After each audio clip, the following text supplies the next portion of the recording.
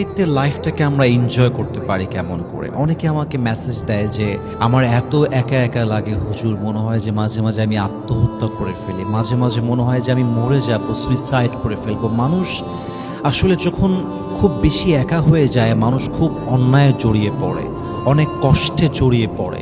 এবং যারা এই একা লাইফটাকে এনজয় করতে শেখে নাই, তারাই জানে যে একা থাকার জ্বালা কত বড় জ্বালা।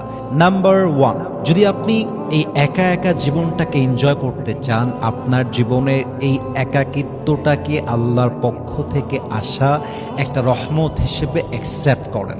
এর কারণ হলো আল্লাহর হাবিব বলেছেন, তোমার জীবনের একাকিত্ব, তোমার জীবনের কষ্ট, তোমার জীবনের আঘাত, তোমার জীবনে আসা যে কোনো যন্ত্রণা যদি তোমাকে তোমার রবের কাছে জাস্ট এক ধাপ এগিয়ে নিয়ে যায়, এই কষ্ট তোমার জীবনে কষ্ট নয়, এই আঘাত তোমার জীবনে আঘাত নয়, এই যন্ত্রণা তোমার জীবনের যন্ত্রণা নয়, বরং এই কষ্ট, এই আঘাত তোমাকে আল্লাহ তাআলা রহমত হিসেবে তোমার জীবনে গিফট করে পাঠিয়েছে। সুবহানাল্লাহ পড়বেন না আপনারা সবাই?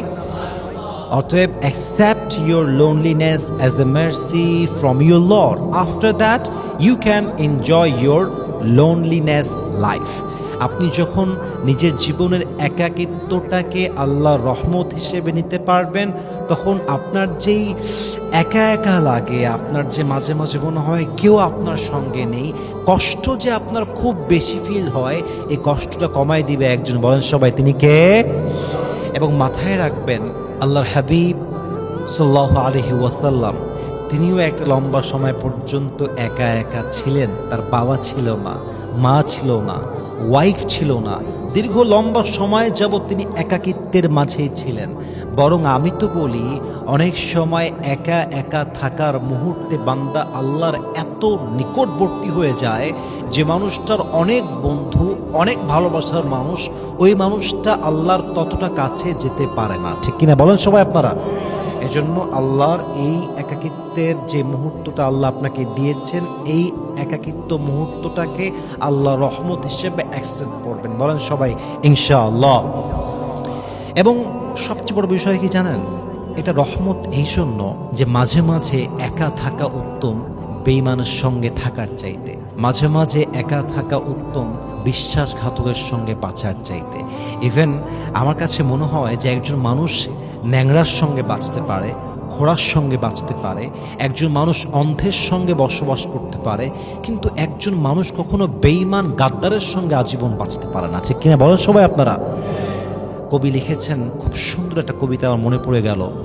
मैं अकेला रहना नहीं चाहता था मगर अब मुझे अकेला रहना ज़रूर है। मैं अकेला रहना नहीं चाहता था मगर अब मुझे अकेला रहना ज़रूर है।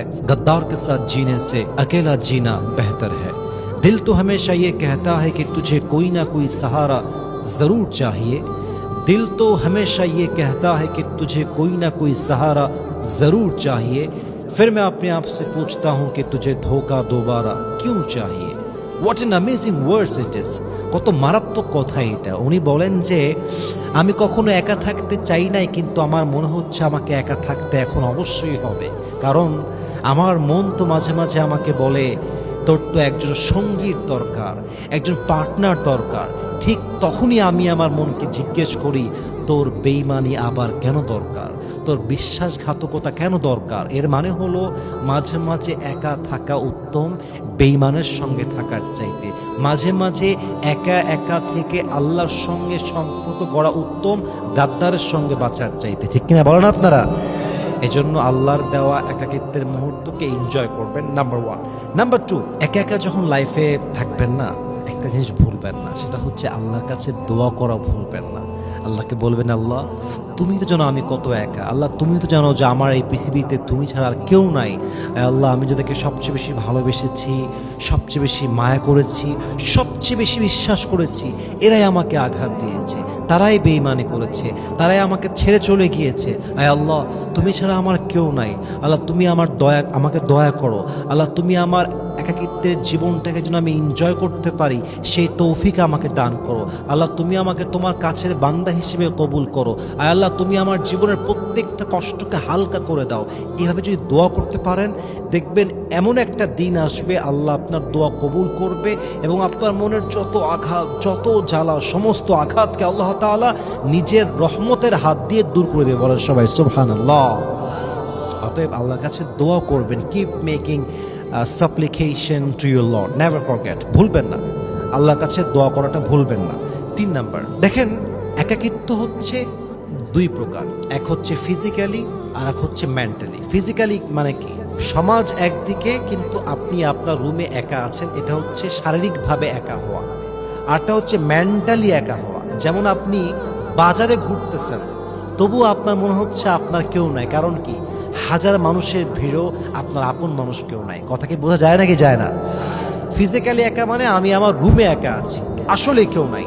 আর মেন্টালি একা মানে হচ্ছে আশেপাশে অনেক লোক আমার আছে কিন্তু আমার মনে আমার কেউ নেই, আমার সঙ্গে আমার আপন কেউ নেই। আপনি যদি মেন্টালি আল্লাহর সঙ্গে কানেক্ট হতে পারেন যে ইয়েস আল্লাহ আমার সাথে আছে, লা তাহজান ইন্নাল্লাহা মা'ানা, রাসূল বলেছিলেন never lose hope, Allah is with us. Tension করো না, চিন্তা করো না, আল্লাহ আমাদের সঙ্গে আছেন এবং আল্লাহ নিজেই বলেছেন ওয়া হুয়া মা'আকুম আইনামা কুনতুম, wherever you are Allah will be there for you। তুমি যেখানেই থাকো না কেন আমি আল্লাহ তোমার সঙ্গে আছি। তো যখন আপনি মেন্টালি আল্লাহর সঙ্গে কানেক্ট হবেন, কেউ নাই আল্লাহ আছে, কোনো বন্ধু নেই আল্লাহ আছে, কেউ আমাকে বোঝে না আল্লাহ আছে, আমি বড্ড একা আমার আল্লাহ আছে, আমার অনেক কষ্ট আমার আল্লাহ আছে, মানুষ আমাকে ছেড়ে চলে গেছে আমার আল্লাহ আছে, মানুষ আমাকে আঘাত দিয়েছে আমার আল্লাহ আছে, মানুষ আমার সঙ্গে বেঈমানি করেছে আমার আল্লাহ আছে। আল্লাহ আল্লাহ আল্লাহ, তুমি আমার সঙ্গে আছো, আর কেউ নাই। এই যে আপনার যোগাযোগ আল্লাহর সাথে, যে আল্লাহ তুমি আছো, এই একটা বিশ্বাস আপনাকে আপনার হাজার কষ্ট থেকে লক্ষ কোটি মাইল দূরে নিয়ে যাবে। ঠিক কিনা বলেন আপনার সবাই? Mentally you have to be connected with your Lord, that Allah is with you forever। আল্লাহ আপনার সঙ্গে আছে, এই বিশ্বাস ডেভেলপ করবেন যত, একাকিত্বের লাইফটাকে এনজয় করবেন তত। বলেন ইনশাআল্লাহ। সর্বশেষ একটা কথা বলে আমার স্পিচ আমি শেষ করতে চাই। দেখেন, একা থাকাটা এটা কোনো নেচার নয়। একা থাকার এই কষ্টের সবচেয়ে বড় সমাধান হচ্ছে গেট ম্যারিড, হালালভাবে বিয়ে করে নেওয়া।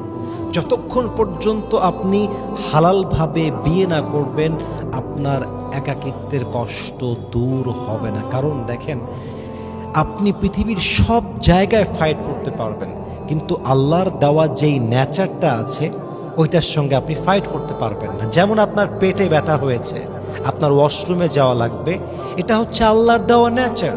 আপনি যতই মোটিভেশন নেন, যতই না আমি পারবই, আপনি পারবেন না, কারণ এটা আল্লাহর দেওয়া নেচার। আপনার মনে করেন ইউরিন পাস করার জন্য একটা প্রেশার আসছে, পেশাব করতে হবে, আপনি যতই যুদ্ধ করেন যে পেশাব আমি করবো না, আপনি পারবেন না, এটা আল্লাহর দেওয়া নেচার। আপনার ক্ষুধা লেগেছে, 1 দিন গেল, 2 দিন গেল, 3 দিনের বেলা আপনি আর পারবেন না, এটা আল্লাহর দেওয়া নেচার। তো একাকিত্বের জীবনটা আল্লাহর দেওয়া আসল নেচার নয়। আল্লাহর দেওয়া নেচার হচ্ছে হালালভাবে বিয়ে করা, সংসার করা, সন্তান জন্ম দেওয়া এবং আল্লাহর রাস্তায় চলা। এটা হচ্ছে আল্লাহর দেওয়া নেচার। এবং আপনি আল্লাহর দেওয়া নেচার থেকে ভেগে গিয়ে আপনি আপনার যুদ্ধে কখনো বিজয়ী হতে পারবেন না। বরং একটা কথা বলে দেই, মানুষ আপনাকে ধোঁকা দিবে, আরে বিয়ে করিস না, বিয়ে করলে চাপ হবে, সংসার হবে, বউ হবে, বাচ্চা হবে, কষ্ট হবে, কি খাবি, কেমনে পড়বি, কই থাকবি, মানুষ আপনাকে ধোঁকা দিবে। কিন্তু আপনি কি কখনো আপনাকে জিজ্ঞেস করেছেন, এই যে আপনি বিয়ে করছেন না আপনার চোখের গোনা হচ্ছে, এই যে আপনি বিয়ে করছেন না আপনার হাতের গোনা হচ্ছে, এই যে আপনি বিয়ে করছেন না আপনি পর্নোগ্রাফিতে আসক্ত হয়ে গেছেন, আপনি মাস্টারবেশনে আসক্ত হয়ে গেছেন, এই যে আপনি বিয়ে করছেন না আপনার ঈমান দিন দিন নষ্ট হচ্ছে, যৌবন নষ্ট হচ্ছে, চরিত্র নষ্ট হচ্ছে। আরে আমার কথা একটা, আমার নবী যদি খাদিজাকে বিয়ে করতে পারে, আমার নবী যদি 11 জন স্ত্রীকে রাখতে পারে, তো তুমি কোন মামুর বেড়া তোমার বিয়ে লাগবে? What's the hell you talking? না, এটা আই এম ভেরি সিরিয়াস। এটা মানুষ ধোঁকা দেয় যাতে করে আপনি আপনার জীবনে আরো বেশি কষ্ট পান। মাথায় রাখবেন, একজন স্ত্রীকে পেয়ে কষ্ট পাওয়া উত্তম একা বেঁচে কষ্ট পাওয়ার চাইতে। এটা বাস্তব কথা। আপনি যখন হারালে থাকবেন, আপনার জীবনে আল্লাহ তাআলা হাজার গুণ বেশি বরকত বাড়ায় দেবে। এজন্য প্রিয় ভাইয়েরা আমার, একাকিত্ব দূর করার সবচেয়ে বড় উত্তম পন্থা হচ্ছে হালালভাবে জীবন সঙ্গী চুজ করে বিয়ে করে নেওয়া। দেখবেন আল্লাহ আপনার কষ্টকে হাজার গুণ কমায় দিবে। আল্লাহ তাআলা আমাদের সবাইকে যেন আমল করার তৌফিক দান করে, পড়েন সবাই আমিন।